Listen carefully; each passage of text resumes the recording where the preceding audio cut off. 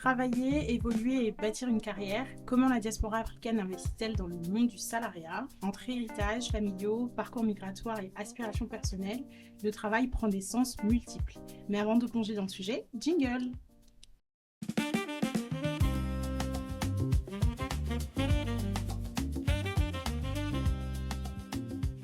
Bonjour et bienvenue dans Saouti PDA, le podcast où la diaspora africaine se raconte, se questionne et se célèbre entre expériences vécues et analyses d'experts. Pour cet épisode, on s'intéresse au rapport de la diaspora africaine au salariat. Un sujet central, souvent chargé d'attentes, de réussite, mais aussi de pression sociale et de contradictions. Le travail salarié peut être un espace d'apprentissage, de mobilité sociale, de stabilité et à contrario, un terrain où l'on apprend à naviguer entre différents codes autant professionnels que culturels. Pour en discuter, nous accueillons deux invités de qualité, Nicolas et Geneva. Vous pouvez vous présenter. Bonsoir, bienvenue. Bonsoir. Bonsoir. Donc, moi, c'est Diana Boirou. J'ai 26 ans, je suis sénégalaise et je ne suis pas salariée vraiment parce que je suis doctorante actuellement, mais on peut considérer que j'ai un salaire tous les mois. Donc... Merci beaucoup, Geneva. À toi, Nicolas.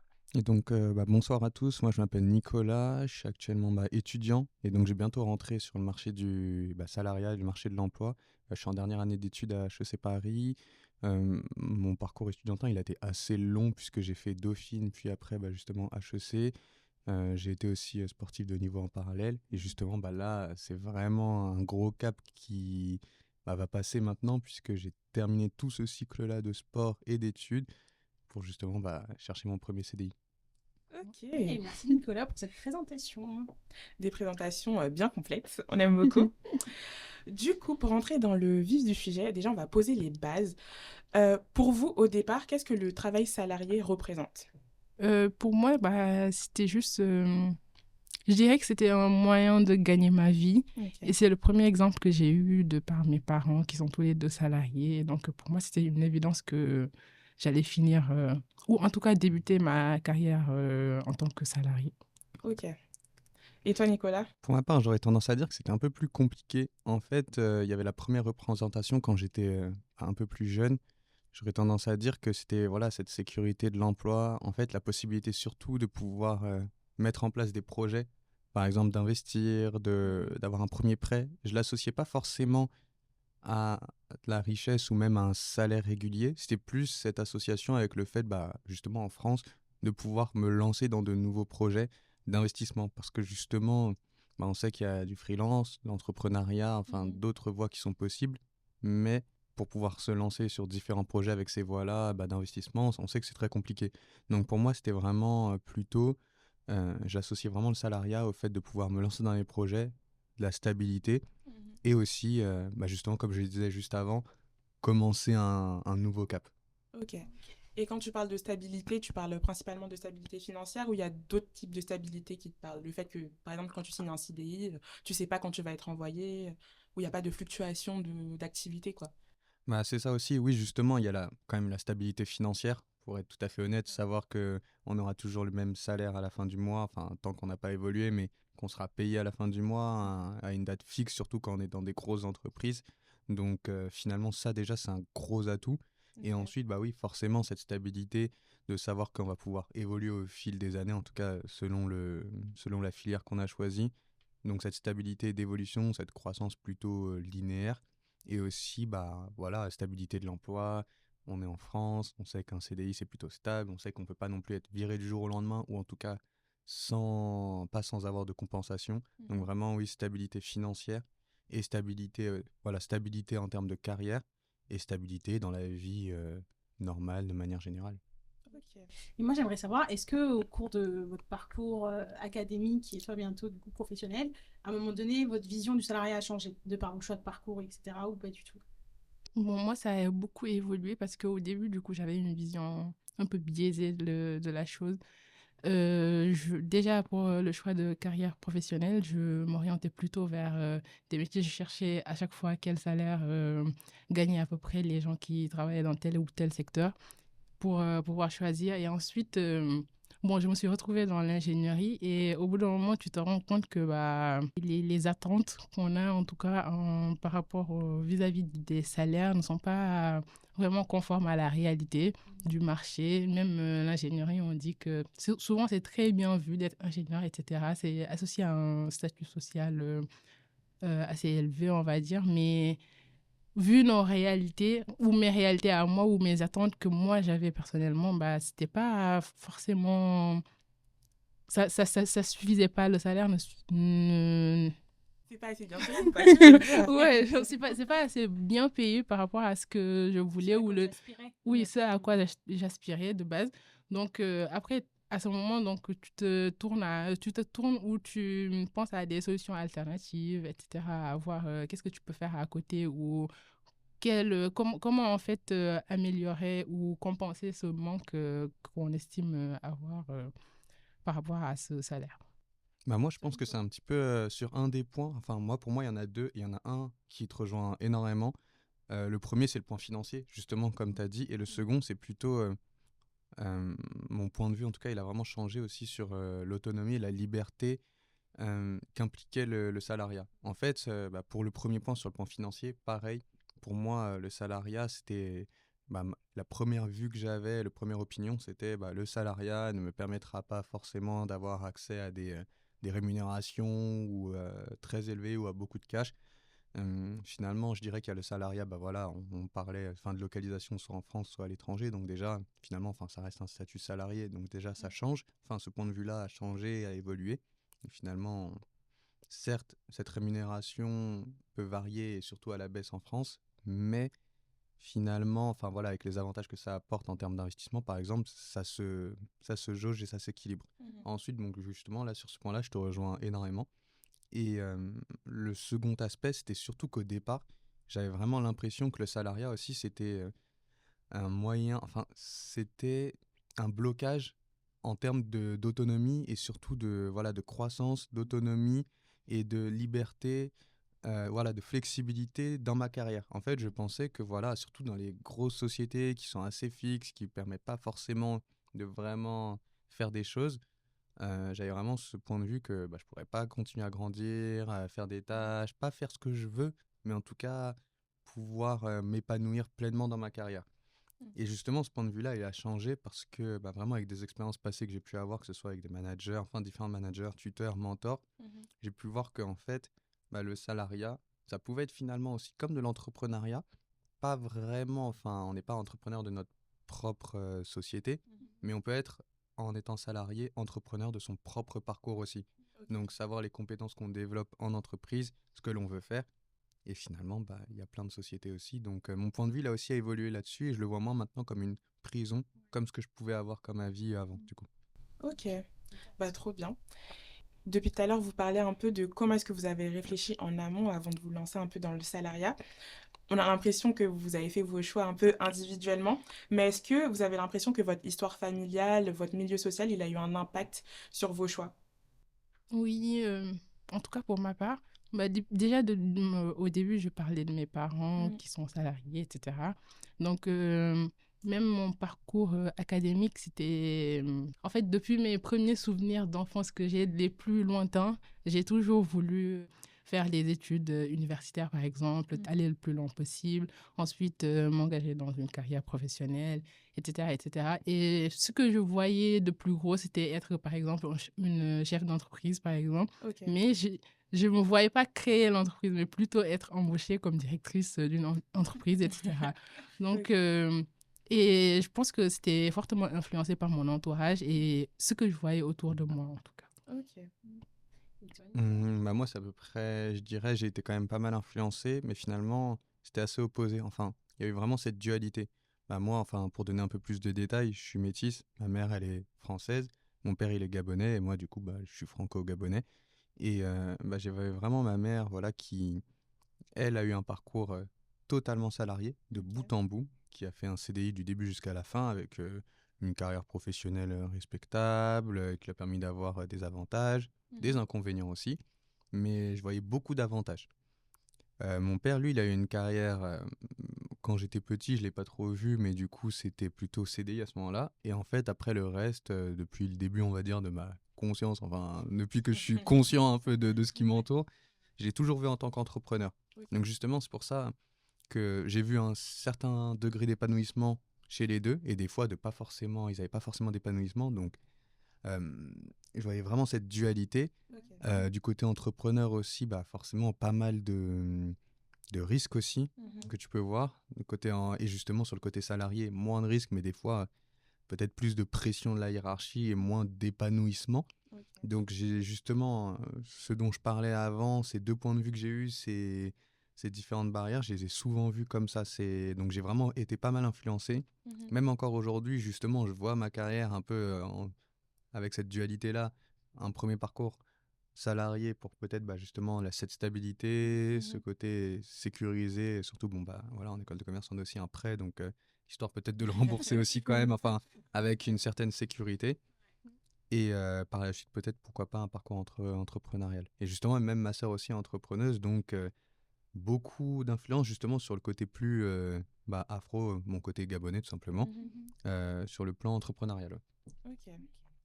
Toi, tu n'es pas encore rentré dans le monde du travail complètement, Nicolas, mais est-ce qu'il y a des codes auxquels tu penses qui t'effraient un petit peu dans le monde du travail, où tu te dis que tu vas réussir complètement à t'adapter?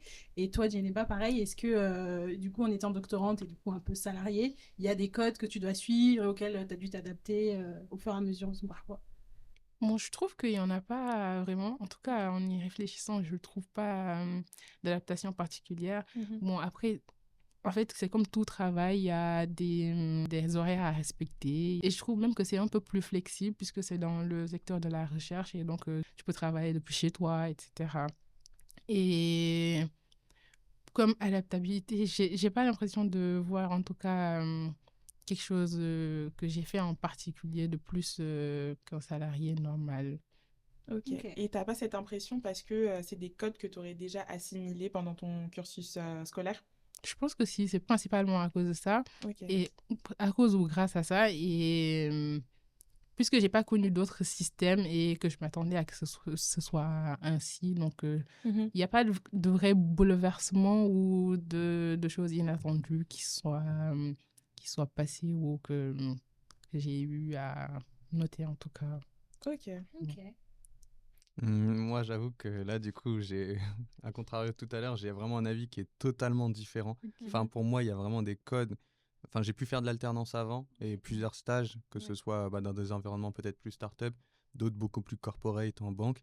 Donc finalement, et même en cabinet de conseil. Donc j'ai vraiment, en tout cas, un avis pas totalement complet, mais qui couvre quand même un large panel de différents types d'organisations. Pour moi, déjà, il y avait des codes. Enfin, il y a 3 types de codes, je dirais. Les codes vestimentaires, les codes en termes de communication et enfin en termes d'apparence physique.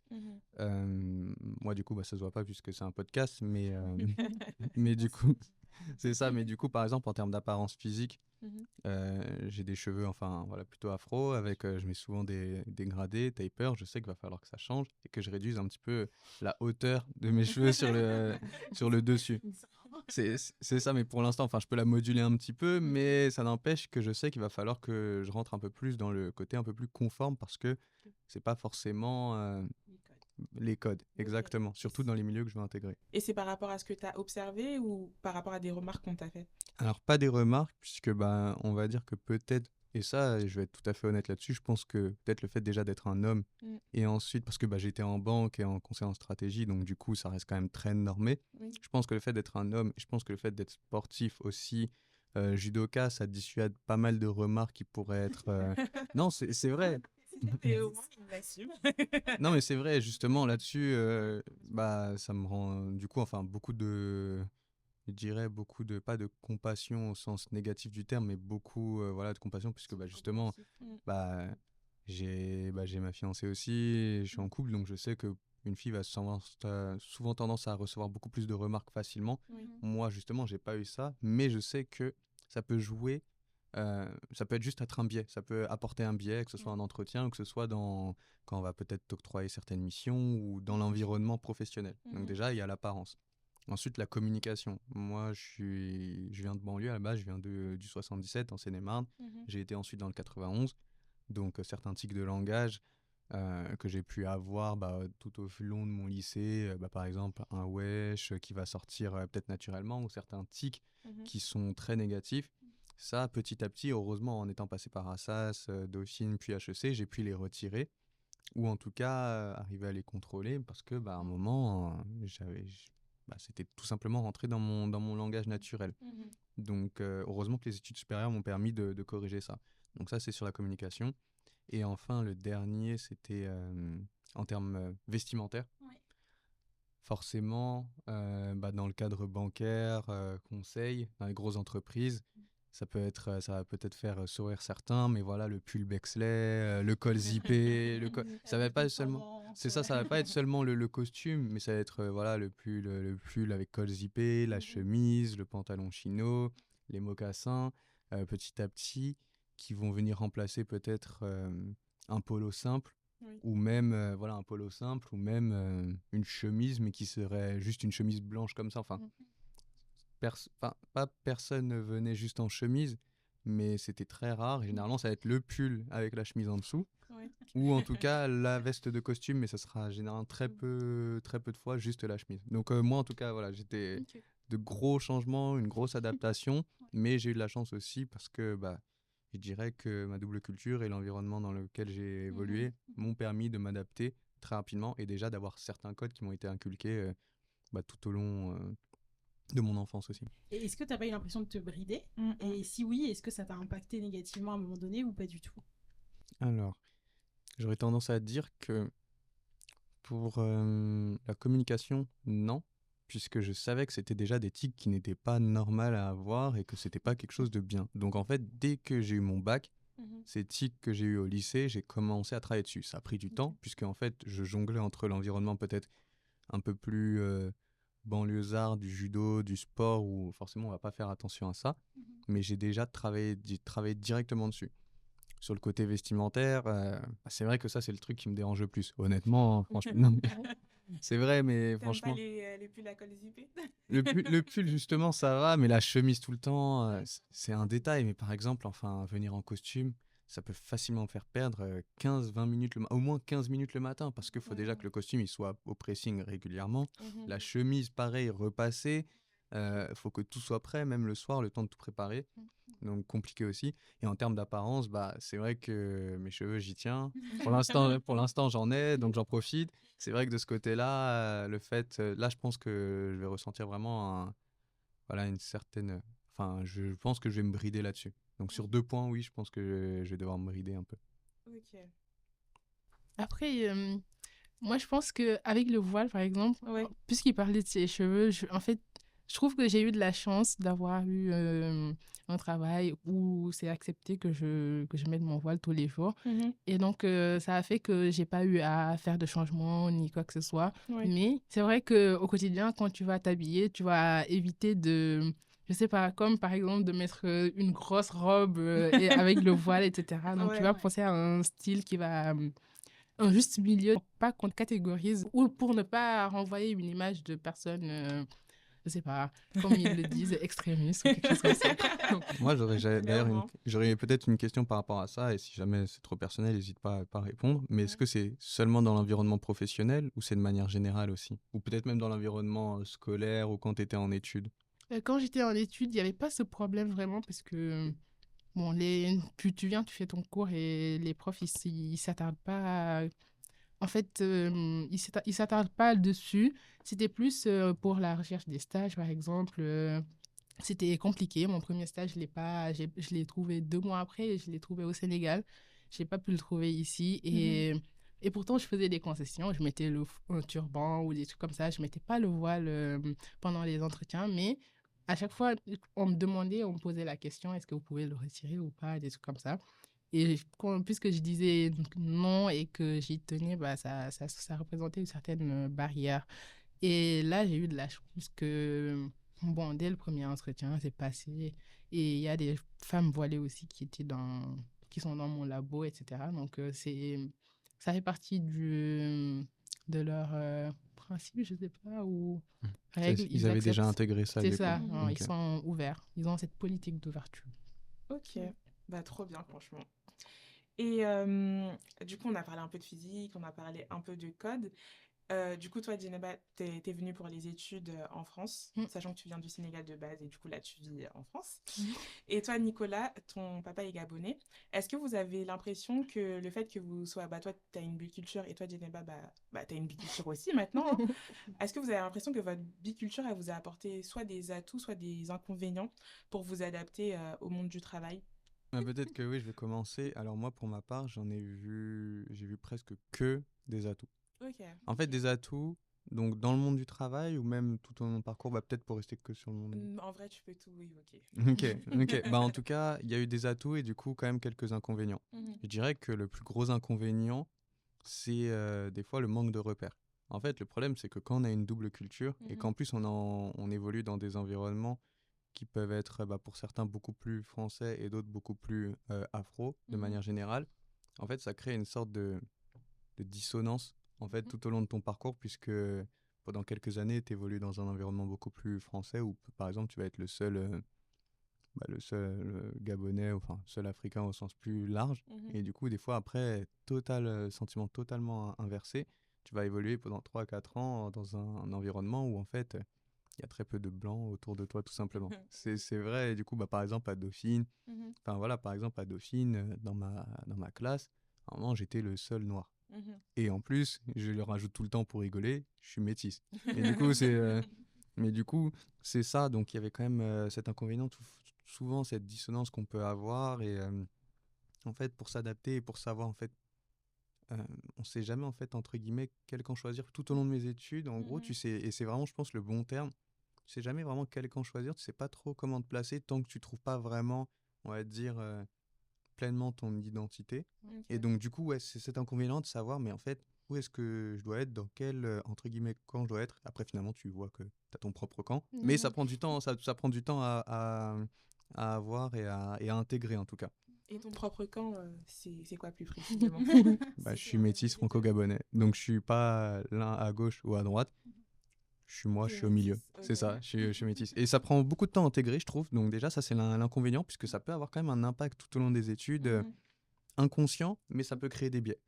Et du coup, sur le plan avantage, bah, c'est l'adaptabilité. Parce que du Ouais. coup, forcément, entre guillemets, quand tu sais pas encore où tu dois être, en fait, tu peux être partout. Et ça, Mhm. justement, on l'a souvent reconnu. Mhm. C'est que bah, je peux m'intégrer dans n'importe quel milieu Ouais. et ça va être très facile pour moi, en tout cas parce que je vais avoir les codes à gauche et les codes à droite. Ouais. Et du coup, bah, et ça se voit souvent bah, quand je rassemble mes amis ou les personnes qui sont autour de moi. Mhm. Et je vais avoir bah, dans une soirée des noirs, des blancs, bah, des arabes, des asiatiques, enfin vraiment tout type de personnes. Et du coup, sur cette adaptabilité, je trouve qu'elle est. Enfin, je trouve que j'avais un atout, en tout cas, Ouais. de ce côté-là. Bon, en parlant d'adaptabilité, j'ai pas envie de philosopher là-dessus parce que ce sera le sujet d'un autre podcast. Mais j'ai l'impression que au-delà du fait qu'on sache acquérir des codes d'un camp et des codes d'un autre camp, on se crée une personnalité qui est unique et qui peut s'adapter aux différents camps. Enfin, je sais pas si tu as l'impression que tu es vraiment un caméléon. Ça veut dire que quand tu es dans un certain camp, tu te comportes vraiment comme les gens de ce camp-là. Et quand tu es dans un autre camp, tu te comportes vraiment comme les gens de ce camp-là. Ou est-ce que tu as l'impression d'avoir juste ta personnalité à toi qui, au final, sied aux deux camps? Bah, en fait, ce qui s'est passé, c'est que justement, comme je disais juste avant, l'inconvénient, c'est que pendant un long moment, j'ai navigué entre les deux, entre guillemets, en travestissant ma Ah, ok. personnalité à gauche et à droite. Pas en travestissant, mais c'est qu'en gros, je m'adaptais à gauche pour quand j'allais à gauche et je m'adaptais pour aller quand j'étais à droite, enfin quand j'allais à droite. Et du coup, bah, le problème, c'est que chaque fois, en gros, les personnes vont peut-être même penser qu'il y a un côté faux Oui. derrière. Ouais. Parce que du coup, ils voient cette retenue et le fait que tu sois pas forcément totalement. Enfin, il y a toujours même une certaine hésitation quand tu parles. C'est jamais totalement fluide. Et Mhm. justement, comme j'ai dit, ça a pris du temps à l'intégrer. Et maintenant, j'ai, en tout cas, je pense, cette personnalité qui me permet d'aller à gauche et à droite, mais sans travestir vraiment, sans me travestir ou sans aller dans un extrême et aller dans l'autre, Ok. mais vraiment juste en étant sur mon milieu et en ayant intégré toutes ces valeurs, toutes ces cultures différentes, en me permettant voilà, de tranquillement interagir avec tout le monde tout en restant moi-même. Et je pense que ça a pris beaucoup, beaucoup de temps, je Mhm. pense 10 ans, vraiment honnêtement, parce que bon, bah, voilà, entre les différents changements, mais c'est vrai que maintenant c'est beaucoup plus facile pour moi d'évoluer au quotidien, quoi. Et ça n'a pas été une charge mentale de devoir savoir comment est-ce que tu te comportes en fonction de tes interlocuteurs, etc. Ça n'a pas même impacté tes relations autour de toi? Je dirais que la charge mentale, alors l'impact sur les relations autour de moi, oui, parce que justement, comme ce que je disais, c'est que j'ai eu des remarques, même des fois, de personnes qui étaient pas totalement proches, mais dans l'entourage, donc c'est-à-dire peut-être des amis de ma copine, ou voilà, des personnes qui disaient «Ah, on a l'impression que Nicolas, il est faux, qu'il est un peu trop politique», des choses comme ça. Ah Donc ouais. du coup, je vois que t'acquiesces, donc je pense que peut-être c'était la même chose pour toi, donc on a l'impression que Nicolas est trop politique. Donc voilà, ça a eu un impact. Mais je dirais aussi que c'était... donc voilà, ça a été compliqué, mais ça a pris son temps aussi. Du coup, ça a été long. Alors là, comme je disais, c'était un peu des fois ces blocs de 3 ans. Il y a eu le bloc de 3 ans au lycée. Ensuite, je passais à SAS Dauphine, donc c'était quand même un changement d'environnement. Puis après, j'ai pris une année sabbatique où je me suis complètement remis dans le judo et après revenir à HEC. Donc voilà, il y avait eu ce côté négatif. Ça a pris son temps et voilà. Ok. Et toi, Djeneba? Donc, en fait, je le rejoins sur plein de points qu'il a évoqués. Bon, je pourrais pas me rappeler de tout. Moi, déjà, j'ai été confrontée à ces problèmes beaucoup plus tard. J'ai eu moins de temps pour faire un travail sur moi, etc. Mais c'est vrai que on me faisait des remarques par rapport à l'accent, par exemple, quand je suis arrivée en France, etc. Bon, puisque je suis sénégalaise, j'ai fait tout mon parcours là-bas. Je suis venue ici après le bac. Et en fait, on va dire que les premiers jours à l'école, mon premier contact avec les Français, souvent, quand je parlais, on me demandait de me répéter. Ah, ok. Et donc, moi, ça m'a poussée à changer ma façon d'articuler ou juste de m'exprimer pour mieux me faire comprendre. Mais quand je suis avec des Sénégalais, par exemple, je ferai moins cet effort dans ma façon de parler. Et du coup, ça crée une différence. Ok. Et les Sénégalais, souvent, mes amis sénégalais, donc, ils me faisaient souvent la remarque de mais pourquoi tu parles ainsi? Pourquoi c'est pas naturel, quoi? Et Pourquoi tu choques? c'est ça. C'est ça. Alors que moi, en fait, je me rendais pas compte au début et ça m'a un peu perturbée au début. Je me disais, mais qu'est-ce que je fais de différent? Et au bout d'un moment, je me suis rendu compte qu'il y avait vraiment une différence et que dans ma façon de communiquer avec des personnes françaises, par exemple, je faisais beaucoup plus d'efforts et à la fin même, ça enlève un peu du naturel que je peux avoir ou de la spontanéité. Je vais me mettre à réfléchir beaucoup plus longtemps ou même parfois je vais bégayer et chercher mes mots. Mais en fait, j'ai dû travailler dessus déjà pour trouver un juste milieu, en fait, une façon de m'exprimer qui conviendrait à la fois aux Sénégalais et aux personnes françaises. Et on va dire que ça peut se reporter sur plein d'autres points de la vie, ne serait-ce que dans le comportement, etc. Les façons de, je sais pas, juste d'être drôle, par exemple, quand tu es avec des Sénégalais ou pas, c'est pas la même chose, c'est pas les mêmes délires. Et donc, c'est certain que tu vas gagner en adaptabilité parce que tu vas savoir t'adapter à telle ou telle situation. Mais je trouve que c'est épuisant, en fait. C'est quand tu ne trouves pas le juste milieu, c'est très facilement épuisant. Et en fait, je pense c'est un chemin de toute une vie pour trouver le juste équilibre qui nous irait, quoi. J'ai l'impression que tu l'as pas encore atteint, ce juste milieu. Non. Pas encore. Mais je suis beaucoup plus à l'aise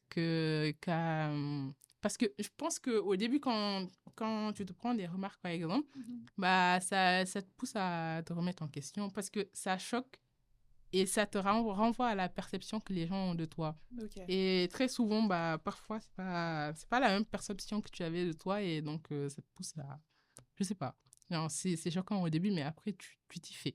Tout simplement. C'est ça. Mais justement, tout à l'heure, tu parlais un peu d'humour et ça me rappelle une conversation que j'ai eue avec une amie qui me disait, moi, j'ai du mal à m'adapter. Par exemple, elle vient d'arriver à Dauphine, entre guillemets.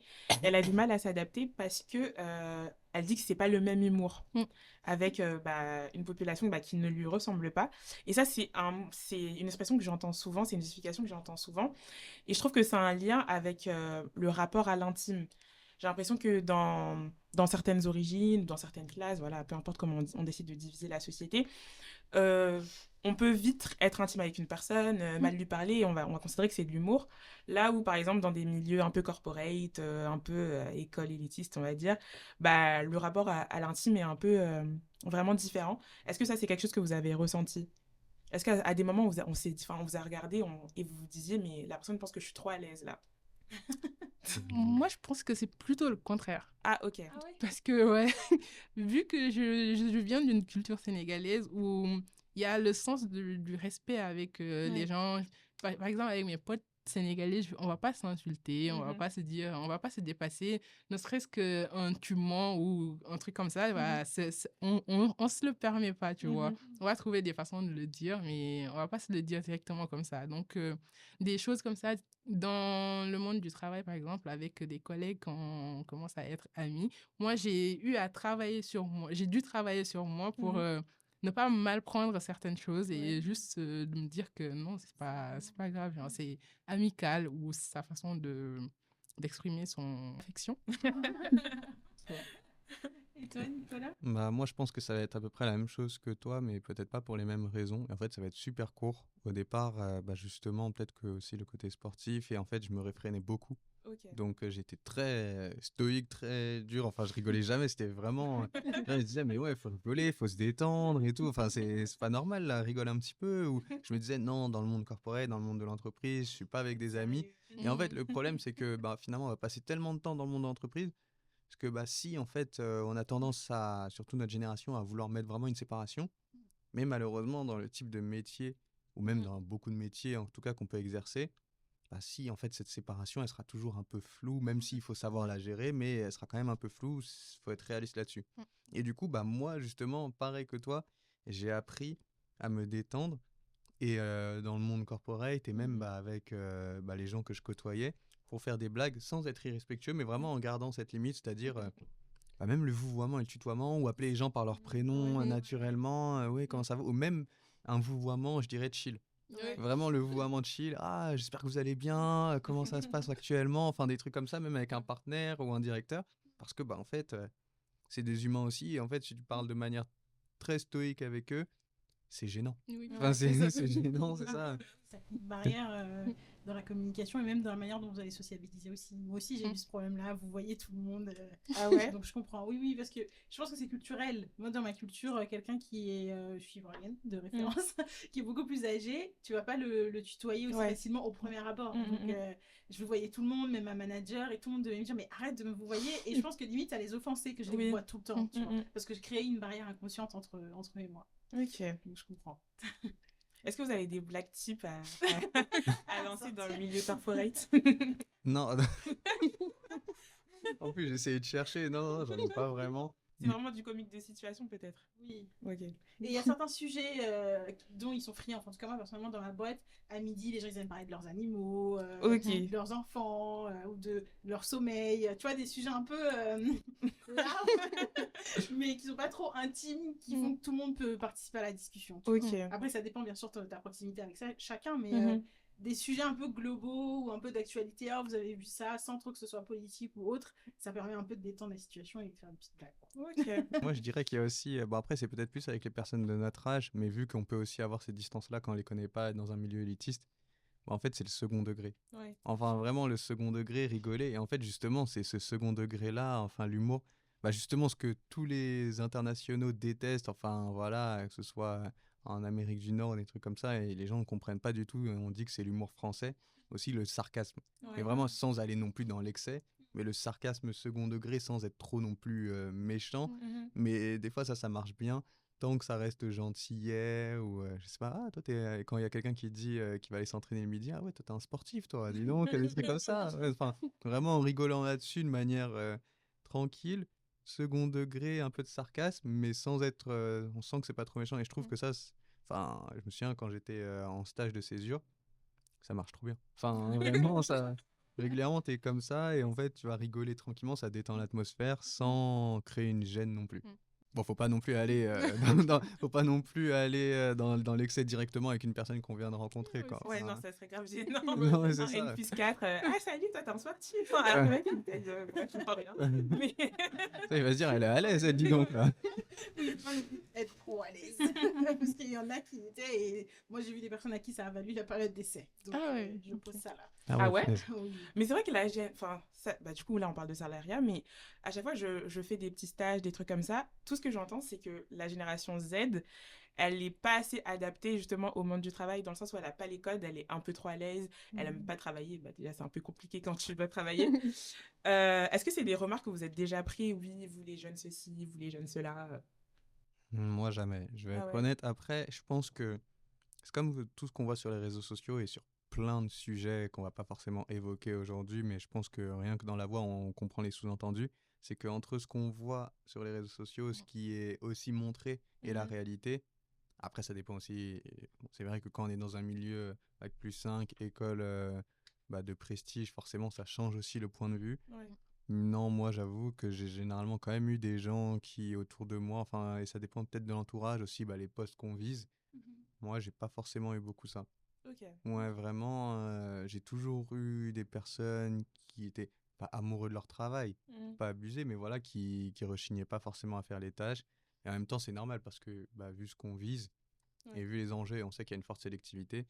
En fait, on arrive à un stade où forcément, on veut ce que l'on va chercher. Et même quand on est arrivé, voilà, que ce soit à Dauphine ou autre, études prestigieuses, on a déjà voulu ce qu'on est allé chercher. C'est pour Ouais. avoir quelque chose de plus, généralement. On va pas rechigner à le faire. En tout Ouais. cas, je pense pas à la sortie d'études. C'est vrai. Ok. Bon, je pense que c'est la même chose. Les seules remarques que j'ai entendues, c'était pas par rapport au travail ou à l'investissement, Mhm. etc., mais c'était plus par rapport aux méthodes Ok. de travail. Par exemple, on va plus utiliser ChatGPT, des trucs comme ça, être moins dans le calcul à la main et Mhm. parce qu'il y a des outils pour le faire. Alors que quand je regarde, par exemple, ceux qui sont un peu plus seniors dedans, Oui.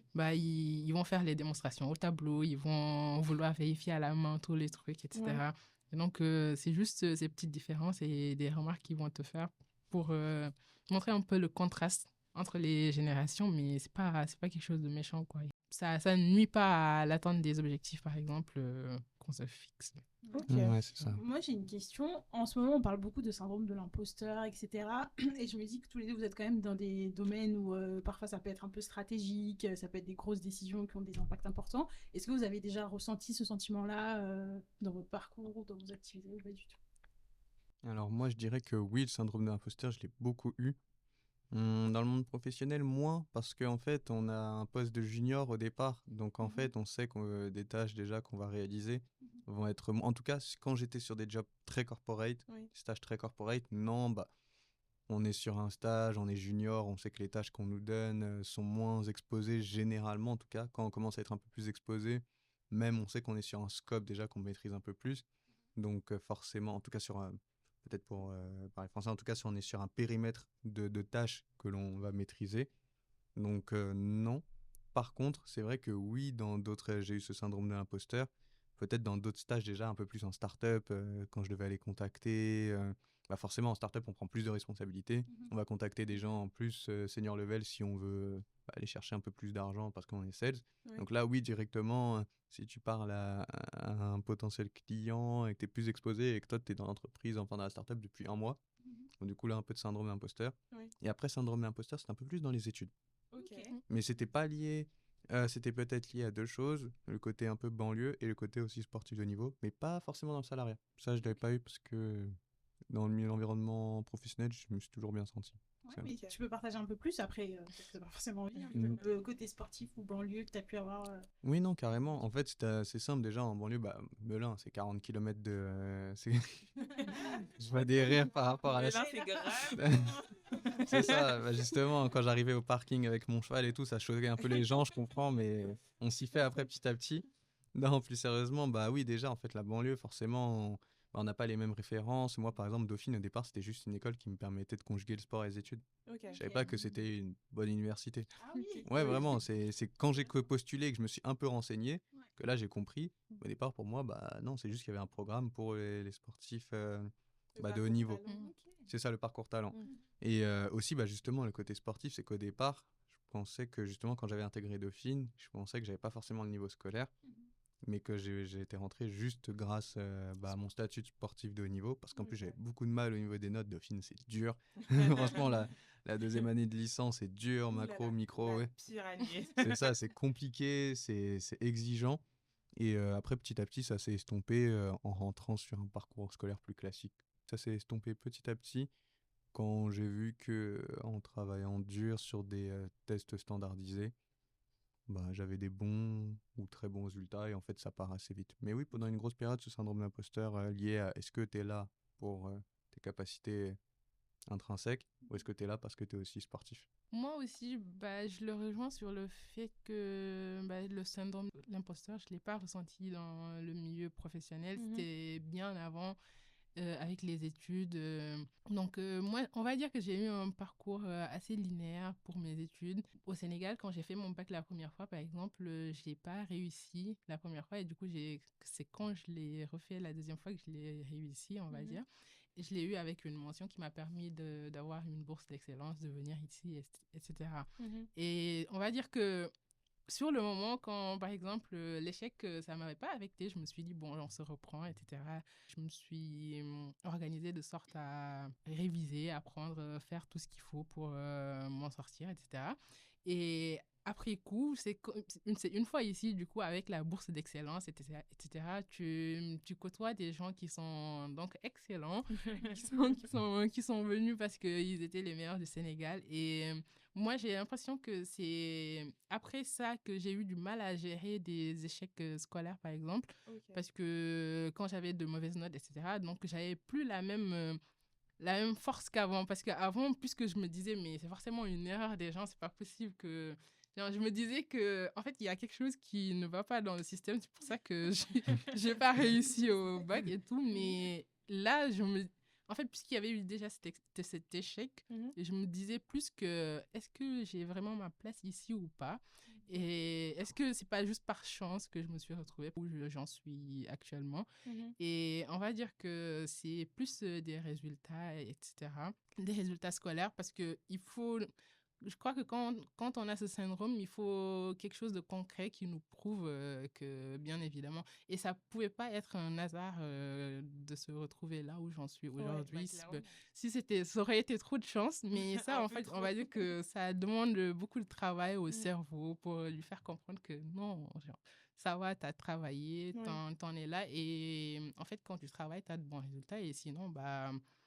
ça marche pas, en fait. Moi, j'ai une question aussi. Est-ce que déjà, ta filière d'études, c'était quoi exactement déjà? À quel niveau? Enfin, tu faisais quoi comme études? Je vais commenter au bac. J'ai fait un bac spécialité maths physique. Ok. Et ensuite, ici, j'ai fait une prépa intégrée dans une école d'ingénieur. Ingénieur, ok. Oui, et ensuite, j'ai fait 3 ans en cycle ingénieur mécatronique. Et par la suite, bah, je suis du coup doctorante maintenant. Ok, mais déjà félicitations. Et en plus, moi, justement, une question que j'avais, c'est ton syndrome de l'imposteur. Est-ce que tu penses que tu l'avais plus, justement, je rebondis un peu sur ce que je disais tout à l'heure, vis-à-vis du fait que bah, peut-être tu étais une femme dans un milieu qui est généralement beaucoup plus masculin, hein, les écoles d'ingénieurs, je pense qu'il y a des stats qui doivent le montrer, j'en ai pas en tête. Est-ce que c'était vis-à-vis de ça? Est-ce que c'était vis-à-vis du fait que tu venais du Sénégal? Ou est-ce que c'était même plus vis-à-vis du fait que bah, tu étais peut-être en compétition par rapport à cette bourse d'excellence avec d'autres excellents étudiants sénégalais? Je pense que c'est un mélange de tout ça. Je pense que, en tout cas, moi, après coup, je me dis que l'origine, c'est le fait d'avoir échoué, alors que je m'y attendais pas, parce que on va dire que je faisais partie des meilleurs élèves quand même de ma promotion à l'époque. Et le fait de... En fait, c'était comme un choc de ne pas réussir au baccalauréat, parce que je me disais, au minimum, en fait, j'ai la mention passable, mais c'est pas possible que j'ai pas le bac. Et donc, je pense que ce choc, je l'ai digéré après coup. Et une fois en France, comme tu le disais, du coup, je me sentais pas en compétition, mais j'avais la constante impression de devoir prouver ma place, de devoir prouver ma légitimité à être où j'en étais. Et le fait que, du coup, parce que mon parcours, il n'est pas linéaire non plus. Du coup, quand je me retrouvais à avoir des notes qui n'étaient pas bonnes ou qui étaient moins bonnes, etc., je vais être plus sévère avec moi-même et juste être dans ce truc de je suis pas à ma place. Ok. Et est-ce que vous observez des différences dans la façon dont la diaspora est représentée dans le milieu professionnel? Parce que du coup, Nicolas, tu disais qu'il n'y avait pas trop de noirs, par exemple, à Ouh là là. Dauphine. Le sujet qui fâche. Est-ce que c'est pareil dans le milieu professionnel? Est-ce que vous voyez des gens qui vous ressemblent, tout simplement? C'est chaud là. Ah, voilà.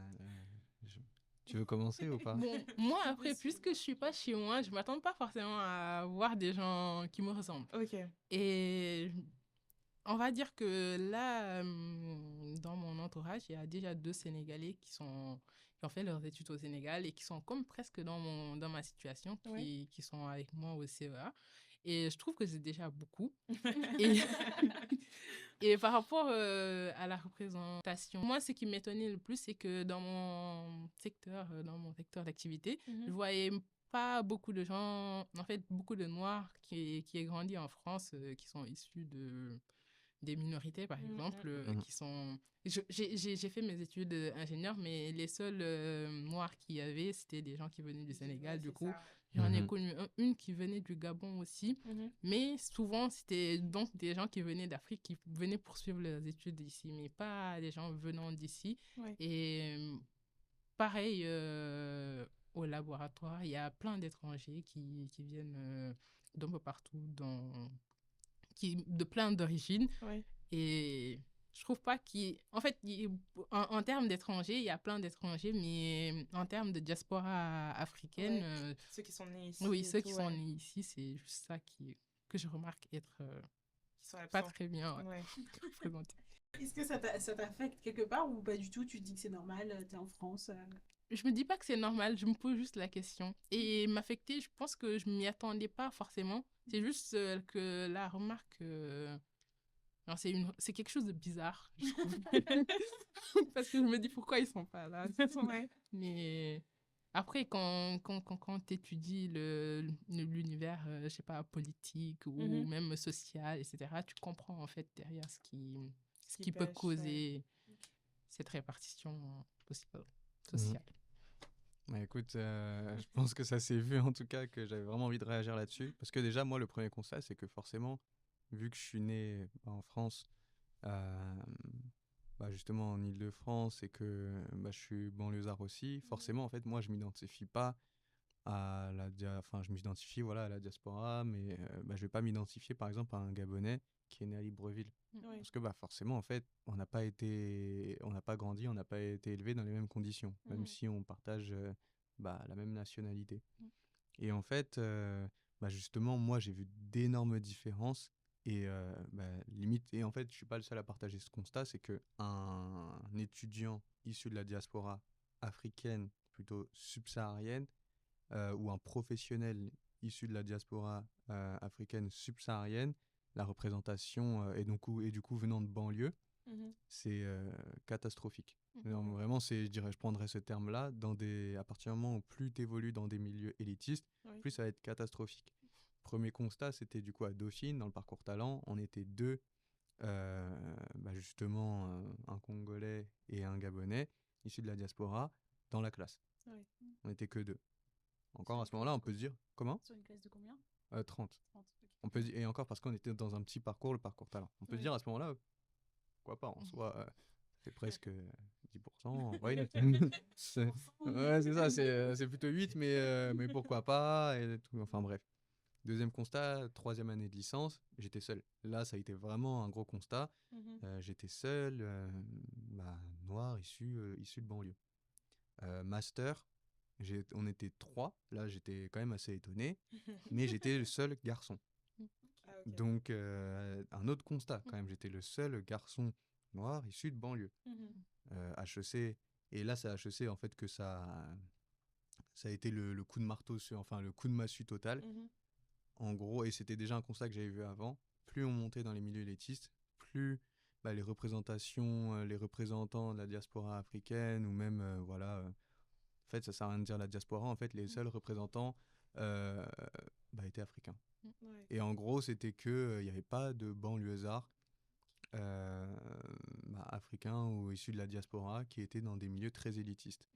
Dans mon stage, j'étais justement quand j'étais en banque, j'étais le seul issu de noir, issu de banlieue. L'autre, on était déjà deux dans le bureau, donc beaucoup d'internationaux, issus d'Amérique du Sud, d'Amérique du Nord, issus d'Asie, enfin de partout. On était deux noirs et l'autre était, je crois, avait fait Centrale, mais il venait, je ne sais plus d'ailleurs de quelle origine il était, mais il venait du continent. Ouais. Donc oui, c'est catastrophique. Et dans les milieux de plus en plus élitistes, on voit vraiment à quel point, enfin on voit de moins en moins d'hommes noirs issus de banlieue dans des milieux élitistes. Est-ce que tu penses que tu as en tête ou du moins un semblant peut-être d'explication de pourquoi c'est comme ça ou pas du tout? Alors peut-être que j'ai totalement me trompé, donc tant mieux, de toute façon, faut bien donner son avis. Je dirais qu'il y a peut-être 3 explications. Un, le côté économique. Généralement, les familles africaines qui sont en banlieue vont être dans des milieux socio-économiques beaucoup plus défavorables, donc beaucoup plus pauvres. Donc déjà, c'est juste pouvoir avoir les moyens d'accéder à ces milieux-là, que ce soit le prêt, que ce soit la barrière psychologique, que ce soit le fait de pouvoir prendre un appartement sur Paris, c'est pas possible. Donc le point économique. 2, le milieu social. Est-ce que ce milieu social, ou même ce que les parents vont pousser à faire des études. Et finalement, d'ailleurs, c'est même pas que pour les Noirs, hein, puisqu'en fait, finalement, si on a des parents qui n'ont pas fait d'études, en fait, ils vont pas forcément pousser à faire des études. Va travailler, et c'est déjà bien, c'est un CDI. Voilà. Donc, le milieu social. Et le dernier, je pense que là, ça va être un peu plus philosophique, mais c'est la représentation. En fait, si tu vois pas de personnes comme toi qui ont fait... c'est peut-être un mélange des 2 précédents, mais en tout cas, si tu vois pas de personnes comme toi qui font ce que tu veux faire, du coup, naturellement, ou même les personnes qui sont autour de toi, si tu les vois pas faire ça, tu vas pas vouloir le faire. Et moi, je vais être tout à fait honnête, sur justement cette aspiration aux grandes études, c'est parce que mon père, justement, m'a poussé. Donc j'ai été poussé par ma famille, parce qu'il y avait un capital intellectuel qui était élevé. Donc j'ai été poussé justement par la famille. Donc déjà, je suis pas une généralité, on va être plutôt déjà prendre le cadre dans lequel j'ai évolué et fait déjà partie d'un pourcentage beaucoup moins élevé. Et c'est parce que j'ai été poussé et aussi parce que à certains moments j'avais une représentation plus de mon côté français. Du coup, pour en tout cas le début. C'est un constat que je pense que je partage parce que moi j'ai grandi en Côte d'Ivoire par exemple jusqu'à mes 14 ans. Et du coup, on m'a toujours poussé à faire des études le plus loin possible, etc. Je me voyais aussi en mode business girl. De quelle entreprise, je ne savais pas. Mais c'est vrai que ces questions-là d'identité, de représentation, je les voyais beaucoup plus sur des gens qui étaient nés ici, plutôt que moi qui venais de Côte d'Ivoire, où je me disais, si je suis la seule noire, c'est un peu normal, je suis en France, c'est pas très grave, tu vois. Là où mes amis, c'était, non, s'il n'y a pas de noir, moi j'y vais pas, t'es francisé parce que t'as trop d'amis blancs, tu vois. Toute cette réflexion-là, moi je l'avais pas forcément, et je me suis rendu compte que c'est complètement ça. C'est une question de représentation sociale, et je pense aussi... la manière dont eux-mêmes se perçoivent dans la société française, elle n'est pas du tout similaire quand tu viens d'un pays africain ou quand tu es né ici. Donc, tu ne te trompes pas complètement. Je pense que c'est un constat on peut avoir aussi, en tout cas une perception qu'on peut avoir quand on vient d'un pays africain et qu'on immigre du coup. Je sais pas si toi aussi. Oui, je suis d'accord avec toi et je pense qu'il y a une grosse part de déterminisme social dedans. Et je pense que même parmi les Français qui vont se retrouver dans certaines écoles, etc., en fait, ils ont plus tendance à encourager leurs enfants ou ils connaissent le cursus, la façon de faire, etc. Donc, ils vont éduquer leurs enfants dans ce sens pour faciliter en fait l'intégration sociale dans les milieux qui les concernent. Tout à fait d'accord aussi avec toi parce que forcément on est en Île-de-France, donc déjà la mixité sociale elle est beaucoup plus élevée. Mais en fait pour justement de mon côté français, pour avoir eu la chance aussi de partir souvent en région, du coup que ce soit voir de la famille ou même pour des vacances, en fait on se rend pas compte du coup de ce que tu dis, c'est extrêmement vrai. C'est que forcément vu que en France forcément justement tu auras une représentation de blanc beaucoup plus élevée, ce qui est, c'est statistique, c'est normal, donc on s'en rend pas compte. Mais si tu vas en province, justement cette reproduction du fait que les parents vont insister là-dessus, le nombre du coup de Français, on va dire, de couleur de peau, de blancs, qui vont ne pas faire d'études ou dans ne la pas... diagonale du vide, hein, faut pas en parler. Ouais, c'est ça, non, mais la Creuse, là, Mais... c'est vraiment, c'est aussi catastrophique pour eux, genre vraiment, donc ça va être toujours à peu près la même chose, sauf que nous, forcément, on a notre bien, on va forcément beaucoup plus voir les représentations de la diaspora africaine, mais la diagonale du vide, tu vas dans les Hautes-Pyrénées, la Haute-Savoie, la Creuse, c'est catastrophique, vraiment. c'est une folie. Ouais, et ce que j'avais oublié, c'était le fait que, en fait, il y a certains comportements qui sont positifs, je trouve, qui sont associés au fait d'être blanc. Ok. En fait, cette différence de couleur ou d'origine, donc ça, en fait, j'ai l'impression que dans la tête des gens qui grandissent ici, après, ça peut paraître un peu comme si je jugeais les gens d'ici, mais en fait, c'est pas ça. Mais c'est une remarque que j'ai faite que, en fait, on a plus tendance, mais je pense que ça existe par contre chez nous aussi. Ah ouais. Mais c'est différent. Ils ont plus tendance donc à attribuer certains comportements à des blancs, par exemple, urbains, et certains comportements à des noirs. Et quand j'ai l'impression que quand tu es excellent ou que dans un cadre, par exemple, dans les banlieues, quand tu adoptes un comportement qui peut te permettre, par exemple, une excellence scolaire, Oui. c'est pas avoir plus de rigueur ou bien t'exprimer, etc., des trucs comme ça peut être perçu comme quelque chose qui va t'exclure du cercle social et tu vas moins t'intégrer, mais d'un autre côté, ça va donc t'empêcher de prétendre ou d'atteindre certains objectifs de vie qui pourraient être peut-être meilleurs, quoi. Et c'est grave dommage, ça. Ouais. Exactement. Et justement, le fait qu'il n'y ait pas beaucoup de gens qui vous ressemblent dans les milieux dans lesquels vous travaillez, est-ce que vous avez l'impression que vous avez une sorte de pression sur vous, vous dire il faut à tout prix que je réussisse, soit pour montrer à ma famille que je peux le faire, pour montrer à ma communauté que je peux le faire, ou même pour déconstruire des stéréotypes, tout simplement? Tout le temps. Ah ouais? Franchement, tout le temps, que ce soit dans le milieu professionnel, et du coup, bah, on se concentre là-dessus, vu que c'est quand même le thème du podcast. Mais oui, tout le temps. En fait, déjà, c'est pouvoir intégrer ces milieux-là. De pour montrer que c'est possible. Pareil, d'ailleurs, c'était pareil pour les grandes écoles. C'était un challenge personnel, mais c'était aussi... là, c'était plus pour lier le côté sportif. On peut être sportif et faire de grandes études. Enfin, faire du sport à haut niveau et faire de grandes études. C'était pour ça. Et dans le milieu professionnel aussi, justement, c'est intégrer ces milieux-là pour déconstruire peut-être les avis préconçus. Avoir ce rôle aussi de rôle modèle dont je parlais tout à l'heure pour montrer que c'est possible. Et de deux, voilà, déconstruire, montrer que c'est possible. Et justement parce que en fait, je pense que c'est une phrase qu'on peut souvent se dire, en tout cas en tant que banlieusard, ou je pense peut-être plus en tant que banlieusard, parce que voilà, on a été élevé ici, donc on s'associe directement beaucoup plus aux problématiques sociétales qu'on peut avoir.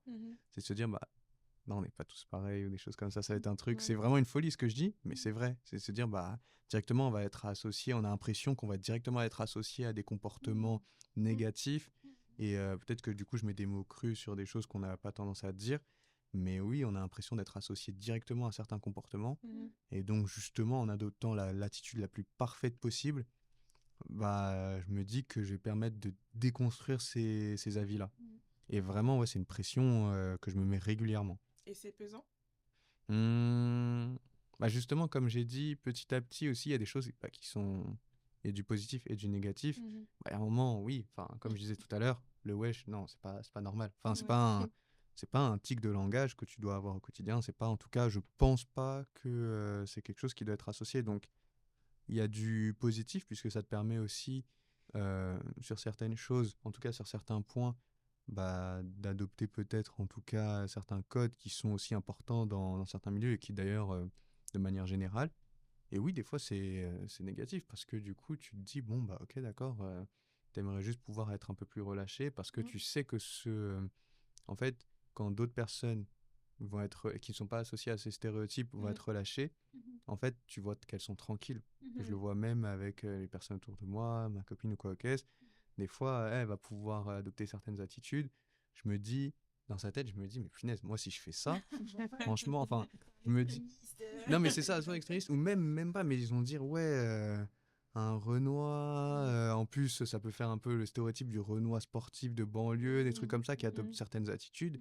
Directement, les gens, ils vont être vus comme ça. Et moi, en plus, des fois, même certaines tenues, donc là, c'est pas du tout dans le monde professionnel, mais même dans la vie personnelle. Même mettre un débardeur, un t-shirt, un jogging. Oh, le jogging à Dauphine, mais voilà, quand on allait en jogging à Dauphine, c'était une folie. On a corrigé ça. Enfin, je parle parce qu'avec mon ami, en fait, on avait vu ça au départ. On a corrigé ça directement, et on voyait que pour d'autres personnes, il n'y avait pas cette pression-là. Et toi, Djeneba, est-ce que tu ressens cette pression-là de réussir pour les autres? En fait, pas de la même manière. Je pense que je ressens pas de pression par rapport aux gens de mon travail, par exemple, ou par rapport à, je sais pas, au pays dans lequel je me trouve. Par rapport à la famille, oui, parce que, en fait, déjà, je suis l'aînée d'une fratrie et je me sens dans l'obligation de montrer un bon exemple, d'avoir un très bon parcours pour que derrière, les frères et sœurs suivent.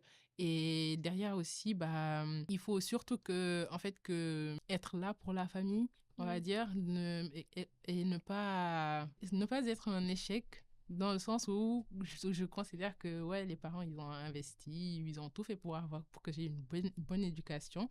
Et donc là, c'est à mon tour d'assurer et de déjà, je sais pas, professionnellement être accompli, avoir un bon travail, etc.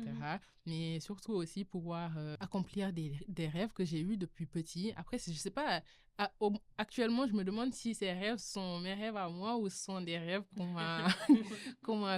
que socialement qu'on m'a inculqué ou qui sont liés à mon éducation que j'ai eue parce que du coup, il faut penser au fait que les parents, bah, un jour, ils seront vieux, ils vont plus travailler, etc. Donc, on est un peu une sorte de relève, les enfants. Et donc, on peut pas se permettre de chômer, de ne rien faire de notre vie. Et donc, je peux dire que ça peut représenter une pression, mais donc, ça s'arrête à ce cadre familial. Mais sinon, à part ça, bah, ça va. Ça va. Ouais. Ok, d'accord. Et on a une dernière question pour tous les deux. Si vous pouviez donner un conseil à un jeune de la diaspora qui entre dans le monde du travail en France, ce serait lequel? Bah, du coup, moi, je pense que je vais me mettre dans mon cadre. Enfin, désolé pour ceux que j'exclus. Mais du coup, je vais me mettre vraiment dans le cadre. Enfin, je vais m'adresser aux jeunes de la diaspora qui ont été élevés, enfin, qui sont nés soit en banlieue, même soit en province, ou même pourquoi pas à Paris, mais en tout cas, vraiment dans ce cadre-là. Le conseil que j'aurais tendance à dire, c'est déjà, vous informer le plus tôt possible. Donc déjà, ce podcast, en écoutant ce podcast, c'est déjà une très bonne chose. Donc déjà, vous informer le plus rapidement possible.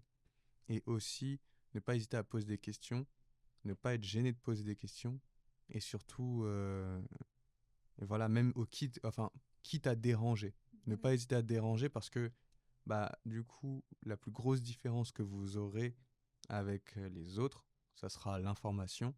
Des fois, même pas forcément la différence financière, puisque celle-ci, elle se voit petit à petit, mais pas non plus. Enfin, ça fait une grosse différence, mais c'est pas non plus ça qui va être.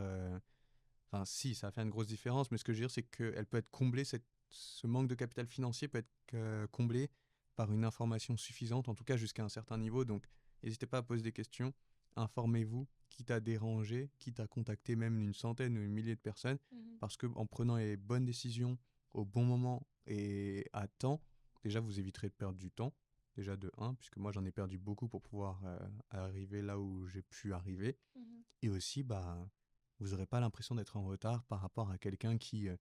Enfin, je donne l'exemple le plus classique, et ce que tout le monde fait, en L1 ou peut-être quand on sort du bac, on prend un job étudiant l'été et de l'intérim parce qu'on veut de l'argent, on veut faire en 2 mois 2 000 € pour pouvoir partir après en vacances. Sauf que quand on voit après pour la recherche de stage en L3, nous on a enchaîné des jobs étudiants et qu'on n'arrive pas à avoir une seule offre dans une start-up ou même dans une entreprise normale, et qu'on voit ceux qui ont eu l'information plus tôt, on voit qu'ils ont eu des stages d'été dans des cabinets comptables ou dans les boîtes de papa et maman. Bah, c'est là en fait que l'information fait toute la différence. Très bon conseil. Merci Nicolas. Et toi, Djeneba? Bon, moi, j'ai pas beaucoup de conseils à donner. Ce que je peux dire, c'est d'oser rêver grand et de pas se limiter parce que très souvent, on a tendance à se sous-estimer.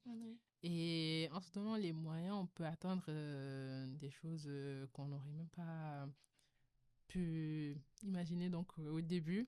Et il faut surtout travailler, se donner les moyens, s'informer, comme il l'a dit Nicolas. C'est très important de s'informer parce que je pense que c'est quelque chose de super déterminant dans, dans un parcours, que ce soit académique ou professionnel par la suite. Et même s'ouvrir à plein de choses comme l'entrepreneuriat, etc. Parce que ça peut être accessible aussi. Ok, bah franchement c'était un épisode super intéressant. Merci à vous deux d'être venus et de nous avoir partagé vos témoignages, vos expériences qui étaient vraiment enrichissantes. Et merci à nos éditeurs de nous avoir écoutés jusqu'ici. On vous souhaite une bonne journée ou une bonne soirée et on vous dit à dans 2 semaines. À dans 2 semaines. Au revoir.